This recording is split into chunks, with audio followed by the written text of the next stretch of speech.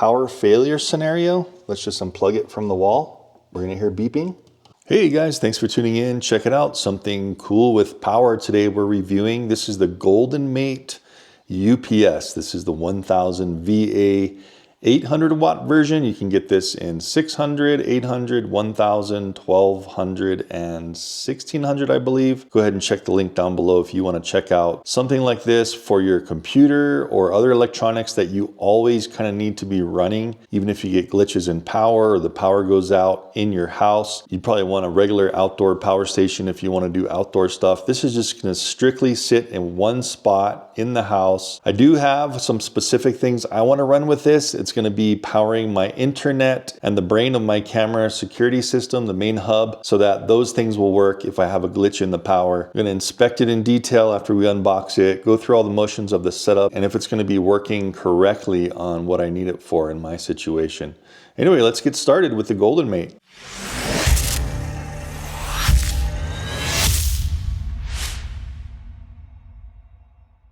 All you guys that love specs, you can go ahead and check this out. This is the UPS 1000 VA Pro 800 watt. Cool thing about these is they use LifePo4. So that is the newer battery technology, safer technology, longer lasting.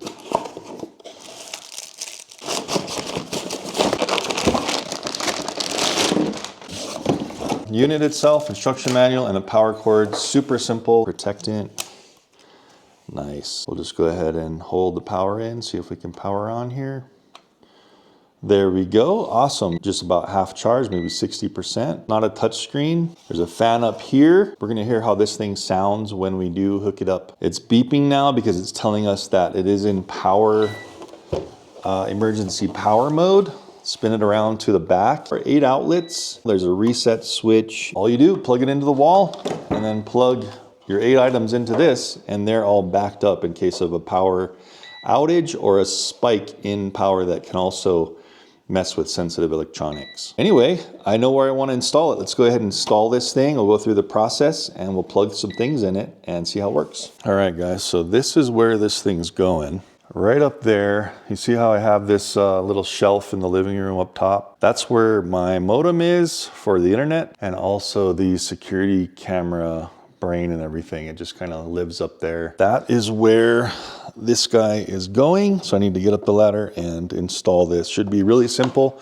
Remember, there is no app for this, so it's just plug and play and leave it be like it's not even there.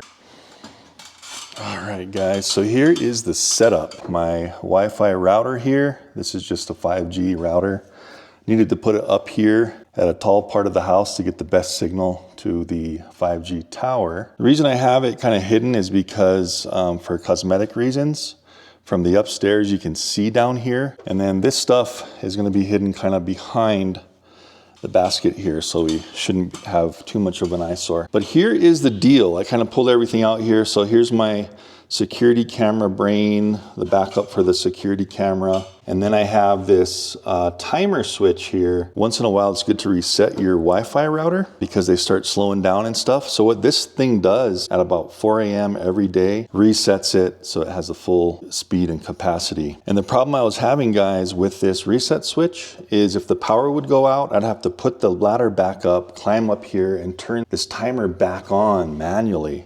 And that's one of the main reasons also that I want this backup power, so I don't have to put this ladder up again. Anyway, it's gonna be simple. It's just basically unplugging my main power strip here, plugging this into the wall. Boom. We'll check out the front here. There we go. We have a turn on. So it looks like it's charging pretty darn slow to start off with. We'll see if that speeds up. The screen just turns off after a little while, so you don't have to worry about it being too bright. If you have it in a room or something, it's just going to turn off. No sound yet out of it, so that's great. Anyway, powering down all this equipment. And remember, all we're doing is we're going to plug it into the back of this power strip. We'll plug it into this bottom one. Boom, right here. And let's see what we got, guys. Turning on my little timer switch. See, this is what would happen is this thing's off and I would always have to come up here, click that again so that my switch to my internet was on. Anyway, just gonna let it sit here for a sec and we're gonna see what our output and input is after just a little bit, after all this stuff boots up. Looks like we do have a higher input now. Inputting now twice as much as the output. Knows it needs to charge faster than the output, so that is definitely good. So let's just simulate a power loss right now, okay guys? And you see how that screen turned off? If you do want to turn it on again just for troubleshooting or whatever, you just tap that power button. Bring that back on. Power failure scenario, let's just unplug it from the wall. We're gonna hear beeping. All right, so I'd assume at the 20 watts it's pulling. Since this is a 230 watt hour, let's do some calculations here. 230 divided by 20 watts equals, so that's gonna run that thing for over 11.5 hours. That's enough to get you through a power outage. I've only seen maybe at the most 10-hour power outage here. I do have a solar system I'm installing, so that's gonna be another story if you guys wanna see a do-it-yourself solar installation, guys, with battery backup. Looks like this is gonna work for me. This will power my internet and my security system for 11 to 12 hours when there's a power outage. Plug this guy back in. Let's see what happens when it plugs in. The beeping immediately goes off. Green light is now steady on, and we are getting a input voltage here. So awesome. So that thing is going to slowly charge up to 100%. I don't have to worry about it since it's taking in more wattage than it's outputting. So I'm just going to set everything how I want, and this thing is going to live here incognito, and I'll never have to, hopefully, touch it again. Back here like this. If you want it to match your wall or whatever, they do have white ones, guys. I'm just gonna hide this stuff as good as I can back here. All that stuff's just gonna live right there. Perfect. Let's see how it looks like from the top story. Okay guys, so this is what we see over here as we're climbing the stairs in that location. Looks pretty good. I do see that black cord over there. UPS is behind that basket, so great test.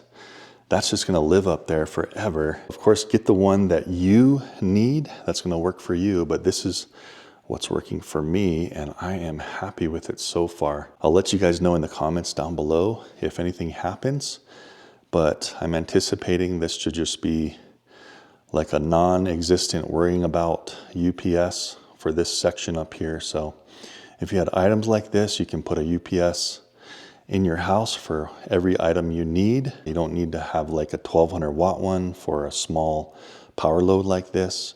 You could even get the 600 watt one or lower if they have a smaller one, because if you're just running like 20 watts like this, that's kind of an unnecessary wattage, but the storage capacity is always best, right? If you do have a power outage, you want to have that high storage capacity so it can last as long as possible with your power outage. Anyway, guys, that's it for the GOLDENMATE UPS. I hope you enjoyed that. Links in the description down below if you need something like this to power items when you have unstable power or power outages.